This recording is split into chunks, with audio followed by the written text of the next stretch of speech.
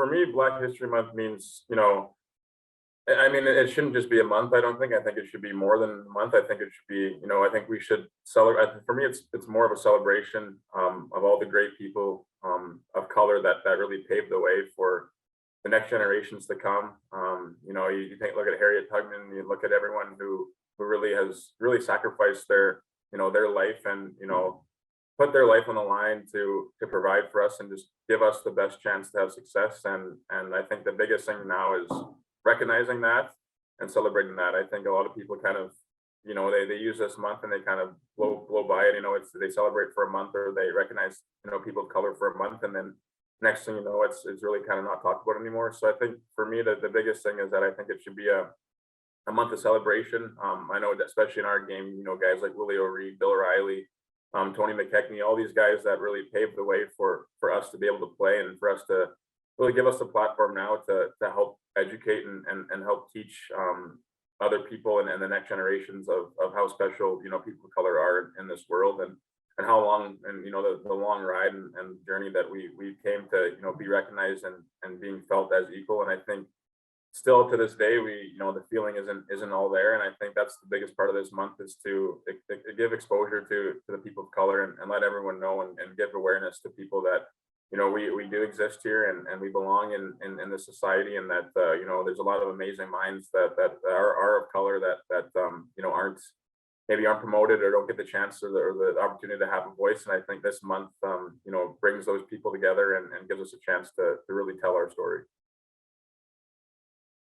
Growing up, my dad would always show me clips of Willie O'Ree and just kind of filled me in on the history of Willie O'Ree and basically why I got the opportunity to play and do what I do. Obviously he was a big ambassador and a guy that I looked up to. Joe McGillna was another one that I loved watching just because it was closer to my generation. And I remember going to a Flames game and just watching him and just seeing the leadership and how good he was compared to all the other players. And I think that was something that really motivated me when I went back home from Calgary. We got to watch that game, I think I was inspired for sure. And another person for me that was closer to home was Ray Neufeld. He played for the Winnipeg Jets, and he's from Winkler, Manitoba, where most of my mom's side of the family is. And I remember he came out to a game of mine when I was about maybe 8 or 9 years old, and saw the talent I had and just the passion I had for the game. And he mentioned to my parents that this kid could make it and could be a big role model for people of color. And I think just those little experiences over my life is what really inspired me and still inspires me to be a difference and make a difference in this game. And it pushes me every day to be my best self. And just those three guys were guys that, for me was an easy example to look up to because, their skin color was exactly like mine. And I felt that it just gave me that extra push that I needed if I felt like I didn't belong or didn't fit in. I think, you look at those guys and those players and you feel that you belong here and that you deserve every not if more than what everyone else is getting. So for me, those guys really motivated me and really pushed me to be my best. Yeah, I think one moment for me would have been in the Brick International Tournament in Edmonton when we were 9 or 10 years old, and in the spring there, I think going there, there's a lot of terrific hockey players there.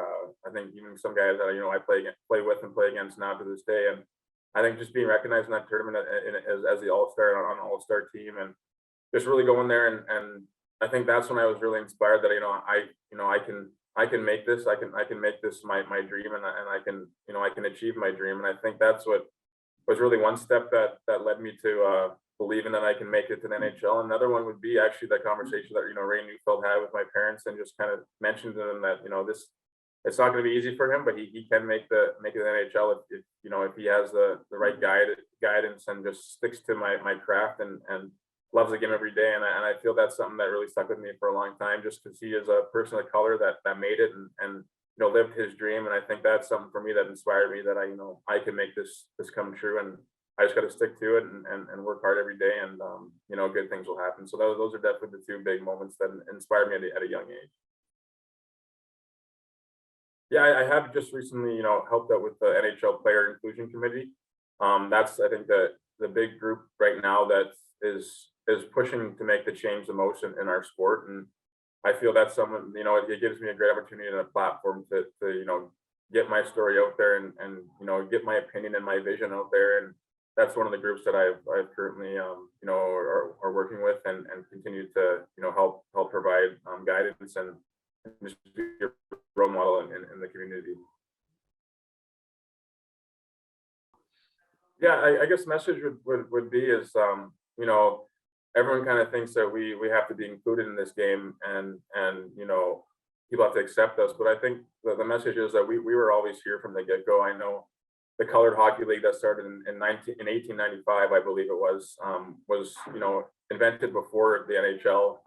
I know in Canada, and in the eastern part of Canada, and Nova Scotia, and New Brunswick, and I think that's something that people I think don't know, is that this game was played by people of color way long before people knew that people of color could be included in the game. And I think that's the biggest thing, is that the history of Black hockey and Black people in sports goes back a long way. And I think that's something that people just have to be educated more on and be more aware of, is that I know it is about accepting and including, but we were in this game long before the NHL existed. And I think it's something that has to be recognized more, and just knowing that this game is everyone's game. I think it's not just people the pioneers who people thought started it. I think it goes back a long time. Just because the NHL was created, I think hockey and hockey in our lives, and people of color's lives, was there long before the NHL. And I think that's something that people just have to realize, and have to really get adjusted to. I know it's tough. It's not easy.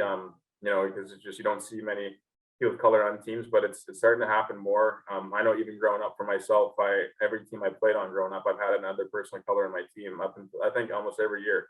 So I think it's just those stories coming out have to be heard and really looked upon. And I think it's definitely, we're doing a lot of great things as professional athletes, and organizations like the NHL, and making it more welcoming, and people feeling that they want to come to the rink every day and have fun. But I think it's just something that we got to keep on continuing to promote, and show that this game is for everyone, and it always will be for everyone.